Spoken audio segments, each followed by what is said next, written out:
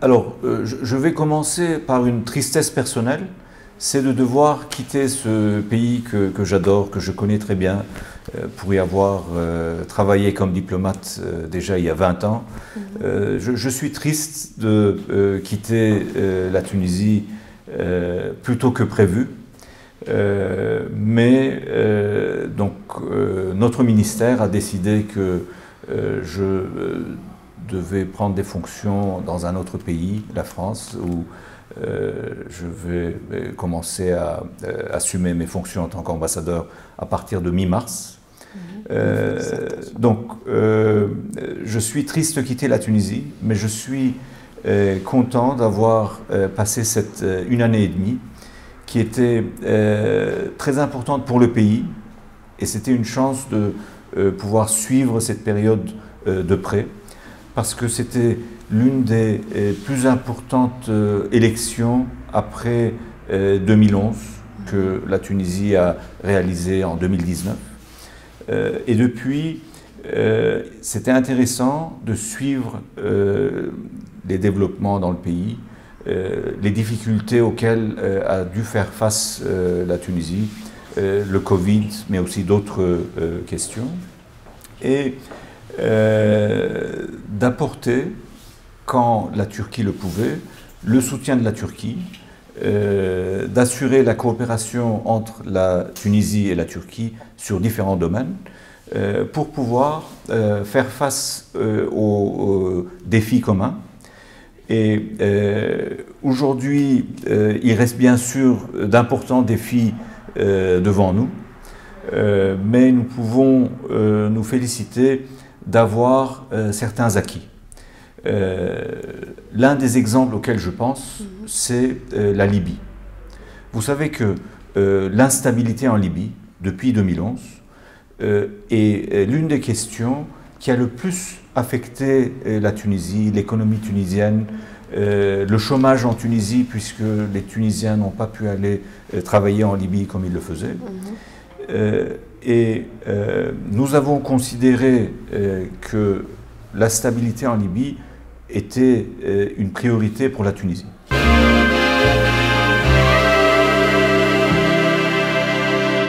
Ces critiques étaient légitimes par rapport aux observateurs qui ont exprimé ces critiques. Puisque, en fin 2019, la Turquie a répondu à l'invitation du gouvernement légitime en Libye pour apporter tout le soutien nécessaire afin de stopper l'agression qui était organisée par différents mercenaires, à leur tête le putschiste mercenaire Haftar. Au départ, cette prise de responsabilité de la Turquie a effectivement suscité des questions, parce que certains ont émis l'hypothèse que la Turquie aurait des objectifs néo-ottomans, que la Turquie serait expansionniste. Je suis ravi aujourd'hui et fier de pouvoir montrer aux plus sceptiques parmi ces observateurs que la Turquie n'a non seulement pas de politique néo-ottomane, entre guillemets, ou de projet expansionniste, mais que la Turquie peut être fière d'avoir, à elle seule, assuré la stabilité de la Libye, stopper l'agression qui était en cours depuis avril 2019. Et aujourd'hui, grâce à la Turquie, uniquement grâce à la Turquie, il n'y a aucun combat depuis l'été 2020. Donc grâce à la responsabilité qu'a prise la Turquie, il y a un cessez-le-feu de fait depuis l'été 2020. Et là, je reviens à notre coopération avec la Tunisie et l'action de la Tunisie en faveur de la Libye.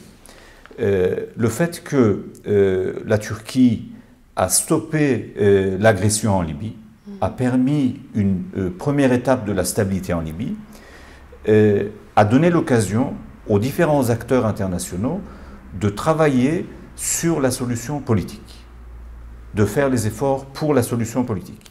Et c'est notamment grâce aux efforts de la Turquie que la Tunisie a pu contribuer de manière très importante à la solution de la situation en Libye, en organisant le forum de dialogue en Tunisie au mois de novembre. Et c'est grâce à la Tunisie qu'au mois de novembre, nous avons pu fixer la date des futures élections en Libye. Et c'est grâce à cette initiative initiée et donc hébergée par la Tunisie que nous avons aujourd'hui des dirigeants par intérim qui ont été sélectionnés par les Libyens qui vont diriger le pays jusqu'aux élections. Et donc je reviens à ce que j'ai dit au début, nous pouvons aujourd'hui, sans aucune hésitation, être fiers d'avoir contribué à cette stabilisation, ce début de stabilisation en Libye. La Turquie en ayant stoppé l'agression, la Tunisie en ayant hébergé le forum de dialogue libyen qui a permis de fixer la date des élections et qui ensuite, dans les étapes qui ont suivi la réunion en Tunisie, permis de faire élire par les Libyens les dirigeants par intérim. Donc nous sommes dans la bonne voie, mais il faut continuer à faire tous les efforts nécessaires pour stabiliser la Libye.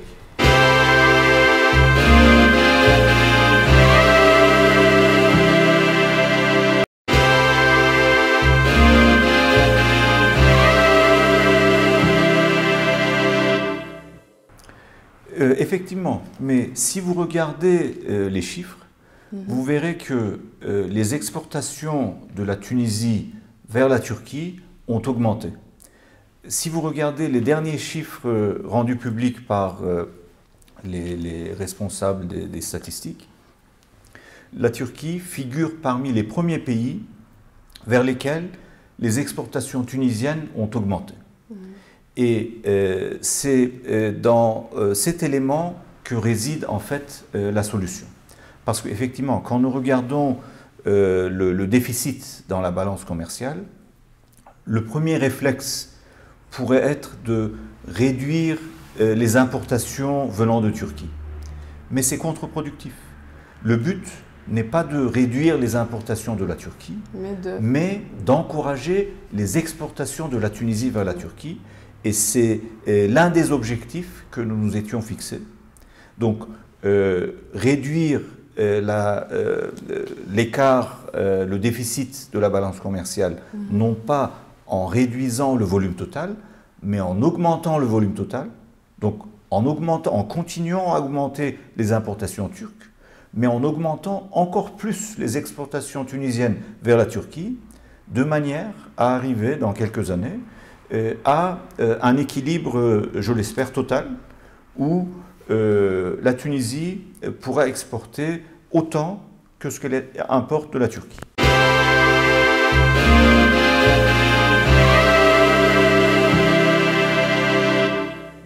Alors, j'ai bien sûr la grande responsabilité de lui laisser toute cette relation proche, historique que nous avons avec la Tunisie.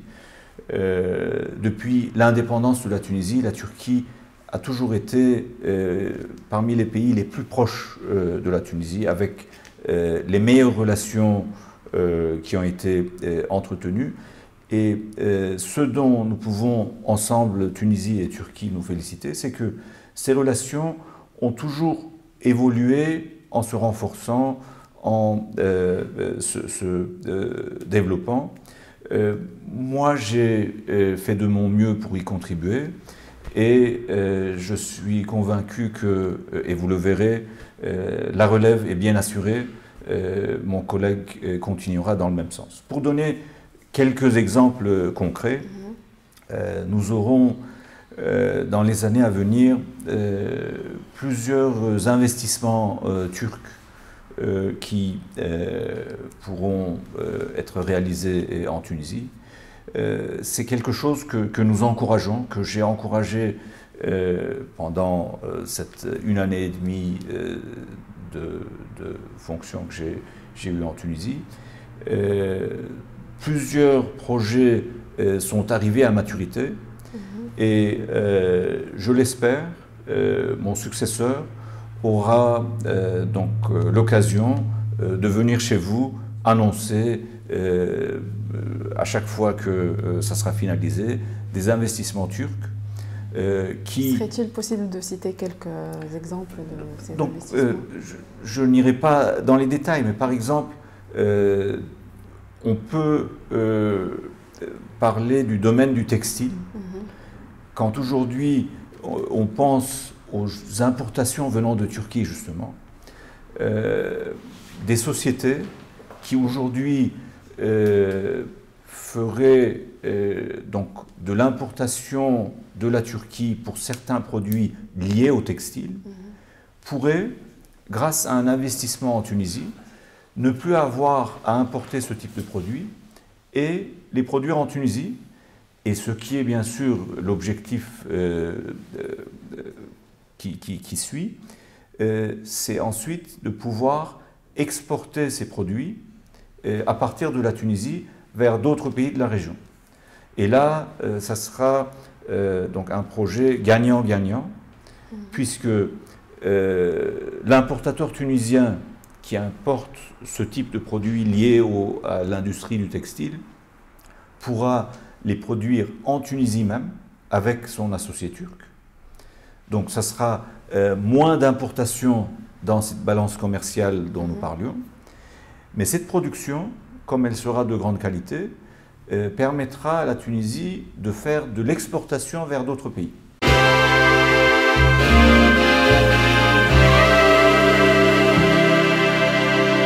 Alors, pour répondre en un seul mot, oui.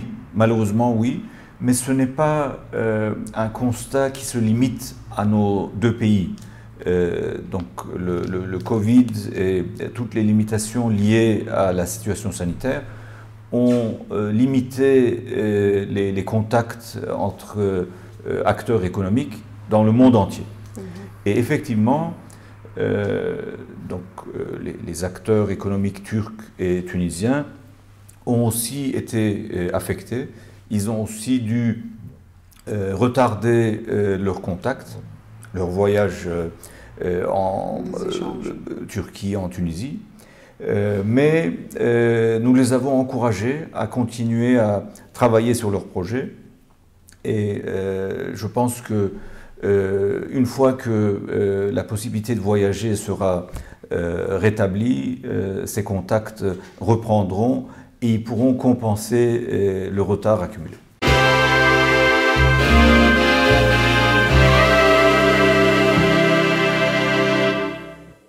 La société TAV, qui à la base est une société turque et qui a ensuite évolué avec aujourd'hui l'actionnaire majoritaire qui est français, la société ADP, Aéroport de Paris. Donc aujourd'hui, nous pouvons parler d'une société franco-turque qui est l'un des plus grands investisseurs étrangers en Tunisie, en ayant réalisé l'un des aéroports les plus modernes et les plus grands en Afrique, à Enfida. Et donc, la construction, la gestion de cet aéroport donc engendrait des dettes auxquelles vous avez fait référence. Avec le fonctionnement de cet aéroport, il y a un certain nombre de remboursements qui sont prévus à être effectués au gouvernement tunisien. Et d'ailleurs, ces accords ont été amendés, rééchelonnés, pour prendre en compte l'évolution du volume que cet aéroport a pu avoir en termes de passagers. Donc ça, c'est concernant la société TAV, qui aujourd'hui est une société franco-turque, qui est l'un des plus grands investisseurs en Tunisie, et l'accord qu'il y a entre cette société et le gouvernement tunisien. Cet accord a été actualisé de manière à garantir totalement l'intérêt de la Tunisie, du gouvernement tunisien, et aussi l'intérêt de la société. Donc sur ce point-là, il n'y a aucune discussion, aucune critique ni visant la TAV, ni exprimée par la TAV par rapport à l'administration tunisienne. L'accord a été récemment actualisé, approuvé, et cela fonctionne bien. Ensuite, cette société TAV, donc la branche tunisienne de TAV, avec un PDG tunisien à la tête, donc une femme tunisienne très habile qui gère cette société de la meilleure manière, a bien sûr des contrats avec différentes sociétés en Tunisie. Tunisair est l'une de ces sociétés. Donc, il y a une relation commerciale de société à société entre Tunisair et la société TAV. Donc, les dettes qui peuvent exister entre Tunisair et TAV n'ont rien de comparable avec les différents accords d'investissement qui existent et donc qui sont appliqués avec pleine satisfaction entre la TAV et le gouvernement tunisien. Pour revenir au désaccord qui a fait l'actualité entre Tunisair et TAV, TAV doit effectivement recevoir une certaine somme de Tunisair. Tunisair peut aujourd'hui ne pas avoir la possibilité de régler la totalité de cette somme-là. Et l'avantage pour la résolution de ce désaccord, c'est que ces deux grandes sociétés, toutes les deux très importantes pour la Tunisie, sont actifs dans le même secteur. Donc, font face aux mêmes difficultés, notamment liées au Covid, liées aux limitations de voyage, liées à la baisse du volume. Donc, ces sociétés, la TAV et Tunisair, peuvent se comprendre, peuvent comprendre chacun les difficultés de l'autre. Pour ma part, je suis confiant que les négociations entre les PDG de TAV et Tunisair vont arriver à un accord qui sera satisfaisant pour les deux parties. Vous avez fait référence à la rencontre que j'ai eue avec la PDG de Tunisair. La PDG de Tunisair, que je ne connaissais pas encore à cette date-là, a eu la gentillesse de souhaiter un contact aussi bien avec l'ambassade de France que l'ambassade de Turquie. Donc, elle a contacté l'ambassade de Turquie un jour avant ma visite à Tunisair. Et le jour d'après, comme deuxième pays intéressé par les questions liées à TAV, j'ai aussi été lui parler. Par la suite, j'ai, à mon niveau, même si c'est une relation économique entre deux sociétés indépendantes, j'ai exprimé mon encouragement à mon modeste niveau pour que les deux sociétés puissent se mettre à table, s'entendre, parce qu'en fait, très concrètement, il ne s'agit pas de payer en une fois une somme exprimée aussi dans la presse qui est importante, Échelonnement. On parle de 28 millions de dinars. 28 millions. mais de faire un échelonnement pour que Tunisair n'ait pas de difficultés excessives dans sa gestion de la période difficile et que de la même manière, la société TAV puisse payer ses salariés avec une première tranche de cette dette qu'elle pourrait recevoir et ensuite qu'elle puisse avoir donc un calendrier sur lequel Tunisair et TAV se mettraient d'accord pour pouvoir recevoir le restant de la somme. Le but étant de ne pas créer de difficultés pour une société ou l'autre qui mettrait en danger leur activité, qui mettrait en danger leur capacité de payer leurs salariés.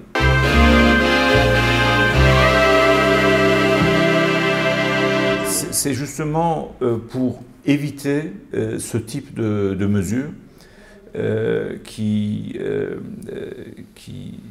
donc ne sont souhaitables en aucun cas, que la TAV a, en tant que société indépendante, besoin de savoir à quelle date Tunisair sera capable de lui rembourser telle partie et telle autre partie de la dette. Et donc, je suis convaincu que ces deux femmes tunisiennes, qui sont toutes les deux PDG à la tête de deux importantes sociétés, vont négocier et s'entendre pour le bien des deux sociétés.